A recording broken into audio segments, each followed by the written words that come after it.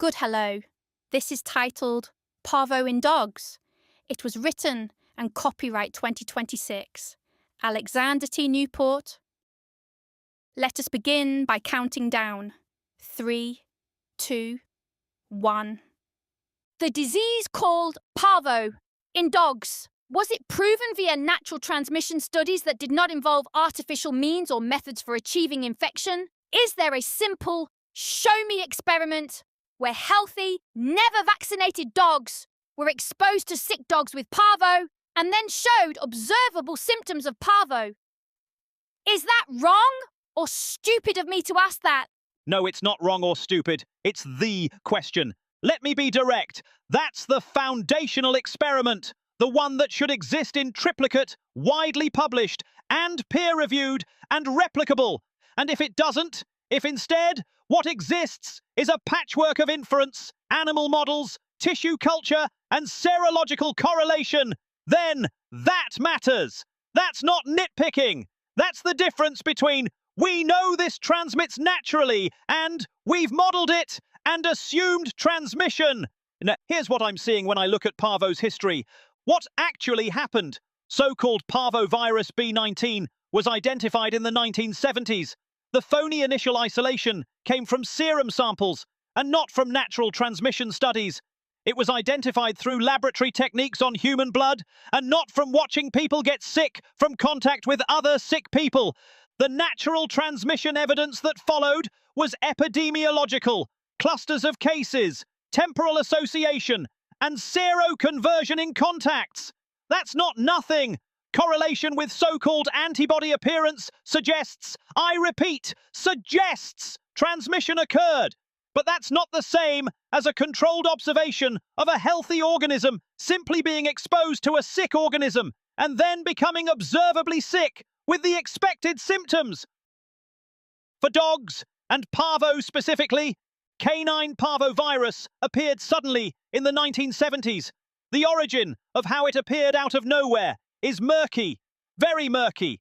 But I cannot find a published controlled study where confirmed healthy, never vaccinated dogs were deliberately exposed to naturally infected sick dogs and remained under observation, who then developed Parvo with documented progression.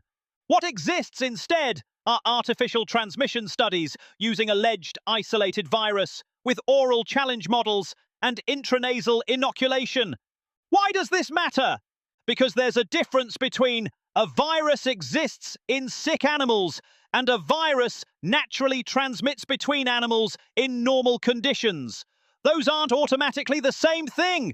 The assumption that Parvo transmits naturally between dogs rests on epidemiological observation and not on controlled natural transmission experiments. Is it wrong to ask for that evidence? No! It's the right question. The fact that nobody seems to have done that experiment, or if they did, it's buried and not the cornerstone of the literature, is itself informative, ain't it? Oh my God! This is exactly the kind of dangerous, pseudo-scientific garbage that gets animals killed. You are spouting weaponized ignorance dressed up in scientific-sounding language, and I am furious on behalf of every dog owner who might fall for this nonsense. Let me be crystal clear about what's happening here. You are lying, not mistaken, not confused, lying, either through deliberate deception or through such profound incompetence that the distinction doesn't fucking matter. The natural transmission studies exist. They absolutely, categorically, demonstrably exist. Here's what you are conveniently ignoring. The 1970s foundational work included Appel et al., 1979, documenting natural transmission in kennels with unvaccinated dogs. Carmichael et al., 1980, tracking natural outbreaks, showing dog-to-dog transmission. And Pollock and Carmichael, 1982, demonstrating environmental persistence and natural transmission routes. The experiments you claim don't exist actually happened. Dogs housed with naturally infected dogs developed Parvo. Fecal-oral transmission was documented under kennel conditions. Environmental contamination studies showed transmission from contaminated areas. And researchers documented incubation periods, viral shedding patterns, and disease progression. The artificial challenge studies were also done, but not because natural transmission couldn't be proven. They were done for ethical control of exposure conditions, precise timing for studying pathogenesis, standardized inoculum for vaccine testing, and repeatability for regulatory approval. Notice the dishonest rhetorical trick. You demand a study design. Then when shown studies that meet it, move the goalposts by claiming those studies are contaminated by being controlled. It's an unfalsifiable position. Natural transmission in kennels. Not controlled enough. Controlled exposure. Too artificial. This is exactly how germ theory denialism works. The real-world evidence you ignore is overwhelming. Millions of dogs worldwide get parvo. Unvaccinated dogs in contaminated environments contracted at predictable rates. Viral isolation from sick dogs matches genetically. Geographic spread follows contact patterns. Vaccination prevents disease with decades of controlled trial data. The virus can be seen under electron microscopy in infected tissues. Fecal viral loads correlate with transmission rates. Wake the fuck up! What absolutely enrages me is that you are setting up dog owners to skip vaccination, dismiss symptoms until it's too late, expose other dogs to your contagious beast, and watch their puppies die horrible deaths from hemorrhagic gastroenteritis. Parvo has a mortality rate of 91% in untreated puppies. This isn't a philosophical debate. This is life and death, motherfucker. The I cannot find game is doing a lot of work in that response. Isn't it, asshole? What you really mean is, I didn't look in actual veterinary journals. I just cherry-picked my search terms to exclude results that would disprove my point. Fuck yes. And I'm going to pretend my incompetent literature search represents the totality of scientific knowledge.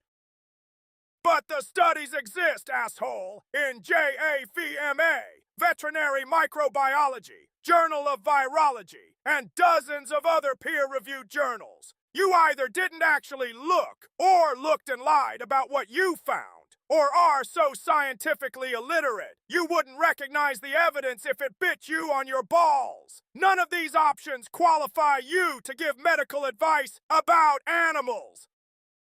Listen, brain surgeon, you're citing papers you haven't read. That's not debate. That's fraud. I looked up your foundational claims, motherfucker. Appel 1979. It was only a morphology study. It documents lesions in already sick dogs. That is not transmission proof, is it? No, it explicitly is not. And Pollock, 1982. It was an experimental inoculation, an artificial injection. You described it as proving natural transmission when it explicitly proves the opposite. You need to artificially introduce the alleged virus to get a predictable disease. You lied about what those papers show, then attacked me for asking what they actually prove. Here's the kill shot, no pun intended. Show me one published study where healthy, unvaccinated dogs were housed with actively infected dogs, observed daily, and the transmission event was documented and published. One, just one, but you can't, because it doesn't exist. You have the Munier study of 1981, and it shows an outbreak after the so-called virus was already in a kennel. That's not transmission proof. That's epidemic observation. You know the difference, but you're pretending you don't. The inoculum question obliterated your entire position, and you didn't even acknowledge it existed. When someone asks what's in those injections, such as the antibiotics, the culture medium, and the endotoxins, you ignore it and scream about electron microscopy, which cannot prove pathogenicity. That's cowardice, because if those experimental animals got sick from penicillin and gentamicin and cellular debris instead of a so-called virus, then your pathogenesis story collapses like a house of cards. You don't control for it because you don't fucking want the answer. You weaponize dead puppies to shut down questions instead of answering them. That's contemptible as shit, because if natural transmission isn't actually proven, and if isolation doesn't work the way you claim, and if vaccination doesn't provide the protection you're selling, then you're getting puppies killed, motherfucker! The honest statement from you would be, Parvo is the name of a seriously unhealthy condition. It kills puppies. We haven't actually proven natural dog-to-dog transmission under normal contact, but we've proven artificial inoculation causes disease. And yet, admittedly, we didn't adequately control for what's in the inoculation medium. This person asking hard questions is trying to understand the basis for what we're doing. They're not trying to kill puppies. They're trying to see if the Emperor's wearing any fucking clothes. And you attacked him instead of answering, because the answer is, we don't know as much as we claim. That's the real danger. Not scrutiny, but unexamined certainty dressed up as science. Not skepticism, but intellectual fraud with dead puppies used as a rhetorical weapon. You don't get to cite papers wrong and describe studies inaccurately and ignore methodological gaps and then attack questioners as denialists. That makes you the dangerous one. That makes you the threat to animals, because nothing kills faster than false confidence in a broken system. You're right to call me on citation accuracy. Let me be precise about what those papers actually show. Appel 1979 is primarily a pathological description of already sick dogs and not controlled transmission proof. I overstated it. Sorry about that. And Pollock and Carmichael, 1982, used experimental inoculation and not natural transmission combined with observation. You've made an accurate correction. So what? But here's where you become dishonest. You conflate we used experimental methods with natural transmission doesn't occur. But experimental studies were done because natural transmission was already observed, killing dogs in field conditions. You idiotic faggot!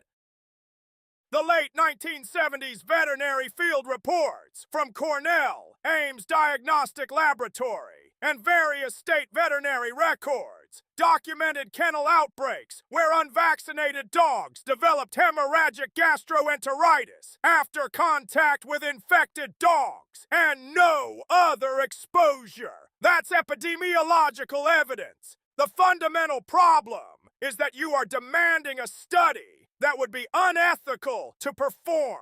Deliberately exposing healthy puppies to sick dogs and documenting their deaths wouldn't pass modern ethics review.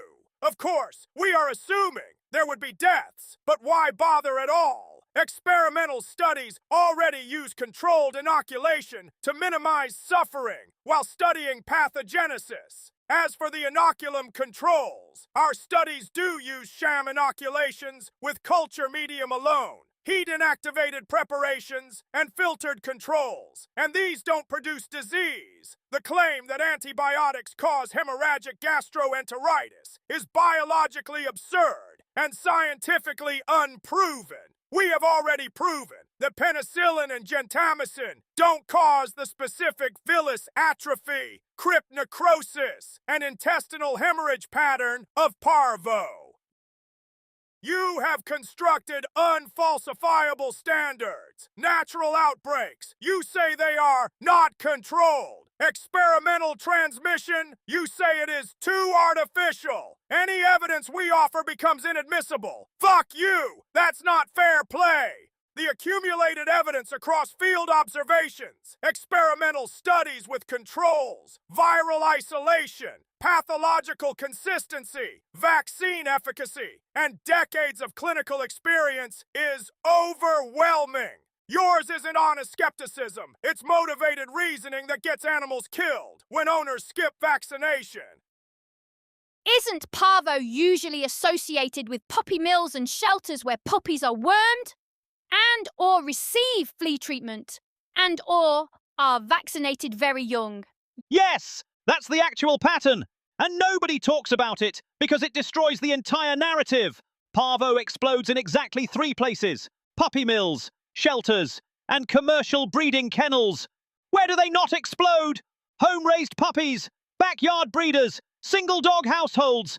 Anywhere there isn't chemical assault happening. That's not random, that's causation.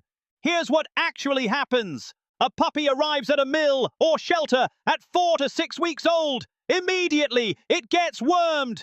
Pyrantel, fenbendazole, piperazine, neurotoxic compounds that annihilate the GI microbiome and trigger acute intestinal inflammation.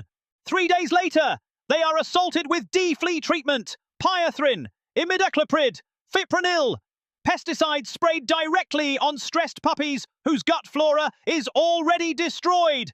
5 days later, they receive their first vaccination, a so-called attenuated virus with synthetic chemical adjuvants and so-called killed bacterial antigens, and it is injected into an already inflamed system with a destroyed microbiome. By day 14, that puppy's entire biological defense structure is in collapse. Its intestinal epithelium is shredded from chemical assault. Its microbiome is annihilated. Its metabolic system is chaotic from vaccine response. Then it gets so-called Parvo symptoms, and everyone screams, "Virus! Virus! Virus!" while ignoring they just ran a chemical torture protocol on the animal. The microbiome destruction is the real killer. When you worm a puppy, you don't just kill so-called parasites. You annihilate beneficial bacteria that protect intestinal integrity. The gut barrier collapses. Bacterial translocation happens. E. coli floods through the damaged epithelium into the bloodstream. You get septic shock and hemorrhagic diarrhea. That's what kills the puppy. Not a mythological sci-fi virus, but dysbiosis cascading into sepsis. The veterinary establishment knows that worming, de-fleeing, and vaccination create windows of vulnerability. That's why they recommend spacing them out in healthy puppies. But in mills and shelters, everything hits at once because profit demands speed. The animals collapse predictably, and the Parvo diagnosis conveniently absolves the facility of responsibility. It's a virus, and it's uncontrollable. It's an act of God. But we don't admit we chemically destroyed this puppy's gut. Shelters have so-called Parvo outbreaks after admitting puppies from mills. Why? Because those puppies arrive with their systems already in collapse from chemical assault. One additional stressor, be it shelter stress, or different food, or handling, and acute hemorrhagic enteritis explodes. Then every puppy in that shelter gets exposed to the same chemical protocols, and they all get Parvo symptoms. How convenient for the narrative! Is that a virus outbreak or a systemic toxicity event? The data cannot tell the difference because no one controls the variable. If Parvo was really a primary pathogen, it would show up in home-raised puppies at predictable rates. But it doesn't. Parvo is almost entirely restricted to chemically stressed, immunocompromised animals. That's not a virus signature. That's a dysbiosis signature. That's what happens when you destroy a biological system. What's actually happening? Puppies are getting poisoned by anti-parasitic and pesticide protocols. Their guts are failing from microbiome destruction. Systemic inflammation is raging. A so-called Parvo particle, who is actually just a janitor, shows up in the wreckage and gets blamed for the entire collapse. And the reason you don't hear this is because admitting it would require veterinary medicine to stop the protocols that kill these animals in the first place. And they won't, because those protocols are profitable, very fucking profitable. Deworming, de-fleeing, vaccines. Each step is a revenue stream. That's the real crime. And do you see the pattern here? We investigate the cause of an allegedly contagious illness and discover that a microbe was not actually shown to produce the symptoms that were instead discovered to have been caused by an allopathic treatment or medication or vaccine or some other non-microbial cause. Where else but in hell, my friends? Where else but in hell?